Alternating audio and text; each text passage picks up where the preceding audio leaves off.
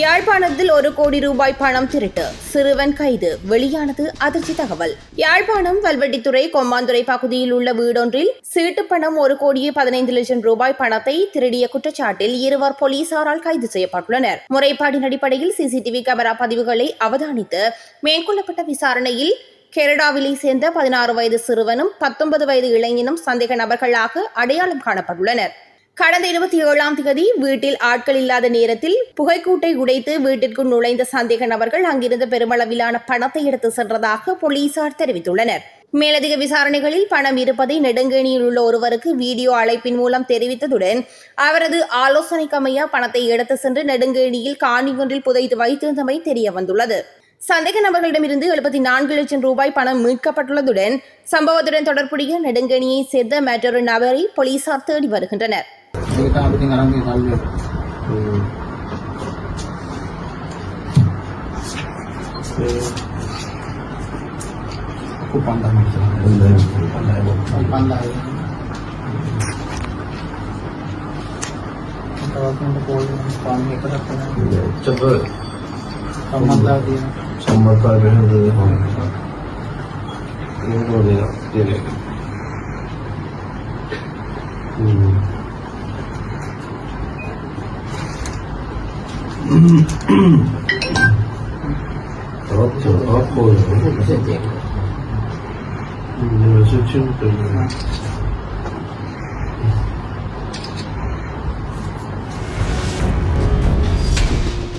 மகன் வெள்ளை வேனில் கடத்தல், லலித் குகன் வழக்கில் ஆஜரான லலித்தின் தந்தை ஊடகங்களுக்கு கருத்து.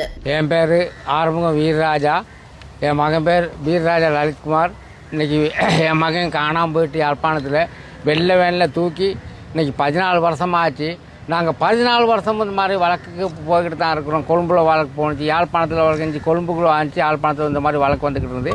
கோட்டாபி ராஜபக்ச அவர் அந்த நேரத்தில் இருந்தார் ஆரக்ஷா லேகாமா, அவரை தான் நீதிமன்றத்துக்கு வந்து சாட்சி சொல்கிறதுக்கு அவர் வரமாட்டேங்கிறாரு. அதே நேரத்தில் இன்னைக்கு நீதிமன்றம் சொன்னார், இன்னொரு நாளைக்கு ஒரு டேட் ஒன்று கொடுத்துருக்காங்க, அந்த டேட்டுக்கு கட்டாயமாக வந்து எங்களுக்கு இதுக்கு பதில் ஒன்று சொல்லுவார்னு சொல்லி நீதிபதி சொன்னார். அதை கேட்டுக்கிட்டு நாங்கள் இன்றைக்கி போகிறோம். இன்னொரு நாளைக்கு வந்து அவர் சாட்சி சொல்லணும்னு நாங்கள் நம்புகிறோம். கட்டாயமாக அவர் சொல்லி கோட்டாபி ராஜபக்ச வந்து சாட்சி சொல்லி ஆகணும், எங்களுக்கு நடந்தது என்னன்னு சொல்லி ஆகணும். முல்லைத்தீவு வற்றாப்பளை கண்ணகியம்மன் ஆலய நேற்றைய வைகாசி விசாக பொங்கல் உற்சவத்தில் அனைவரின் பார்வையினை கவர்ந்த பெண்களின் கும்மி நடனம்.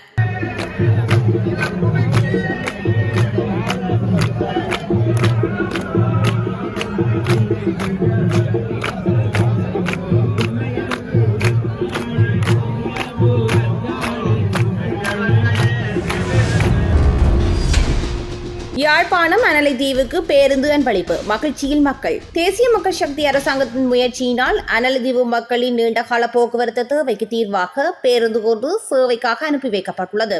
பல ஆண்டுகளாக மக்கள் எதிர்நோக்கியிருந்த இந்த அத்தியாவசிய தேவைக்கு தீர்வு கிடைத்துள்ளதால் அனலை தீவு மக்கள் தங்களது மகிழ்ச்சியையும் நன்றியையும் வெளிப்படுத்தியுள்ளனர். இலங்கையில் கோர விபத்து, இளைஞன் உயிரிழப்பு, 3 வைத்தியசாலைகளில் அனுமதி. கொழும்பு ஓட்டாமவடி பிரதான வீதியில் புனானே 23வது ராணுவ முகாம் பிரதேசத்தில் நேற்றிரவு 8:15 மணியளவில் இடம்பெற்ற கோர விபத்தில் 20 வயதுடைய இளைஞன் ஒருவர் உயிரிழந்துள்ளார். 3 பலத்த காயங்களுடன் வைத்தியசாலைகளில் அனுமதிக்கப்பட்டுள்ளனர். பொலனறுவை பிரதேசத்தில் இருந்து ஓட்டாமவடி நோக்கி பயணித்த முச்சக்கர வண்டியும் மட்டக்களப்பு பிரதேசத்தில் இருந்து பயணித்த டிப்பர் வாகனமும் மோதியே விபத்து இடம்பெற்றுள்ளது. இலங்கையில் ஒருவர் வாழ 17,000 ரூபாய் தேவை, வெளியானது புள்ளி விபரம். இலங்கையில் ஒரு தனிநபர் தனது அடிப்படை தேவைகளை பூர்த்தி செய்து கொள்வதற்காக மாதம் ஒன்றுக்கு தேவைப்படும் குறைந்தபட்ச செலவு 17,117 ரூபாயாக அதிகரித்துள்ளதாக தொகை மதிப்பு மற்றும் புள்ளி விபர திணைக்களம் அறிவித்துள்ளது. திணைக்களத்தினால் ஏப்ரல் மாதத்திற்காக வெளியிடப்பட்டுள்ள புதிய உத்தியோகபூர்வ வறுமை கோட்டு எல்லைக்கு அமைவாக இந்த விவரங்கள் வெளியாகியுள்ளன. கடந்த மார்ச் மாதத்துடன் ஒப்பிடுகையில் ஏப்ரல் மாதத்தில் வறுமை கோட்டின் குறைந்தபட்ச செலவு தொகை 427 ரூபாயாக அதிகரித்துள்ளது. திணைக்களத்தின் ஏப்ரல் மாத அறிக்கைக்கு அமைய வழமை போல கொழும்பு மாவட்டத்திலேயே வறுமை கோட்டின் மதிப்பு மிக உயர்ந்த மட்டத்தில் பதிவாகியுள்ளது. அங்கு ஒரு நபருக்கு தனது அடிப்படை தேவைகளுக்காக மாதம் 18,461 ரூபாய் தேவைப்படுகிறது. இலங்கைக்கு 10 ஹெலிகாப்டர்களை வழங்கியது அமெரிக்கா. ஹெலிகாப்டர்கள் விமானப்படையிடம் ஒப்படைப்பு. அமெரிக்க அரசாங்கத்தினால் இலங்கை விமானப்படைக்கு நன்கொடையாக வழங்கப்பட்ட 10 TH-57 சீ ஸ்ட்ரேஞ்சர் பல்நோக்கு ஹெலிகாப்டர்கள் தற்போது கடல் வழியாக நாட்டை வந்தடைந்துள்ளன. இந்த புதிய விமான தொகுதியானது இலங்கை விமானப்படையின் நீண்டகால செயல்பாட்டு தேவைகளை பூர்த்தி செய்து அதன் முழு விமான பிரிவை வலுப்படுத்துவதற்கு ஒரு குறிப்பிடத்தக்க பங்களிப்பாகும். நாட்டை வந்தடைந்துள்ள ஹெலிகாப்டர்கள் தற்போது ரத்மலானை விமானப்படை தளத்தில் ஒருங்கிணைக்கப்பட்டு வருகின்றன.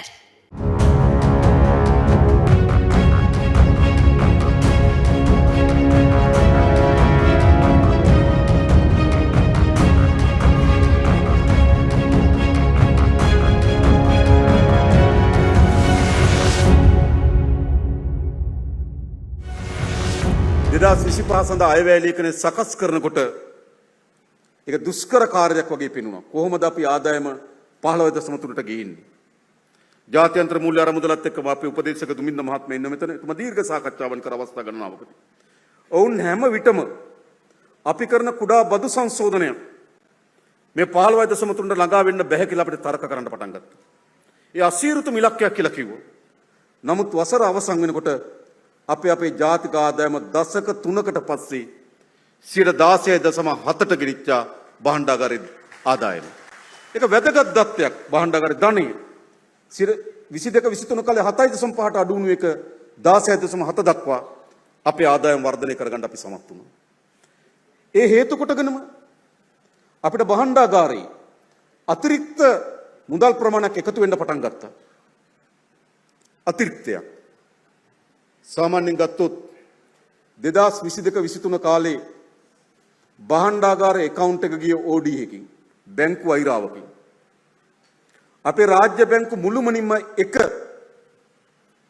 කස්ටමර් කෙනා හිටිය භාණ්ඩාගාරේ. රාජ්‍ය බැංකු දෙකේ අපේ භාණ්ඩාගාරේ ගිණුම් තියෙනවා. රාජ්‍ය බැංකු දෙකේ මුදල් OD කරලා තියෙනවා භාණ්ඩාගාරේට.